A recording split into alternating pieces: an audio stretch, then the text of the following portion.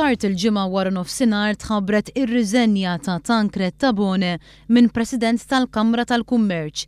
Riżenja li waslet fi żmien meta Tabone ikun investigat mill-Pulizija wara id-dettalji li ħarġu dwar loti ta' miljuni ta' euro f'commissions brabta max-xiri taż-żejt mill-Eni Malta. Tancred Tabone kien inħatar bħala chairman tal-Eni Malta mill-Ministru Ostingat fl-2003, kariga li baqa' jokkupa għal sentejn sħaħ sal-2005. Dokumenti pubblikati fil-ġimgħat li għaddew mill-Gazzetta Malta Today juru li fl-2004 Frank Sammut irċieva miljuni ta' euro f'commissions minant il-kumpanija Trafigura brabta ma' xiri taż-żejt mill-Eni Malta.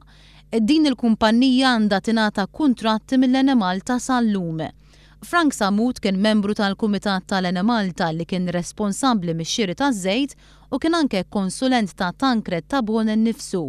Kien f'dan il-kuntest li wara li bdew ħerġin il-fatti dwar l-iskandlu tal-loti tal-commissions, il-Pulizija interrogat lil Tancred Tabone. Jirriżulta li waqt li kienet jiġi interrogat u anke ddaħħal l-isptar Mater Dei wara li ħassu ħażin.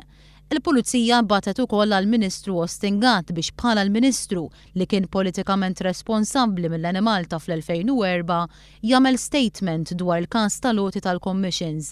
Jirriżulta li Tancred Tabone qal li kienet jirriżenja minn President tal-Kamra tal-Kummerċ għal raġunijiet personali.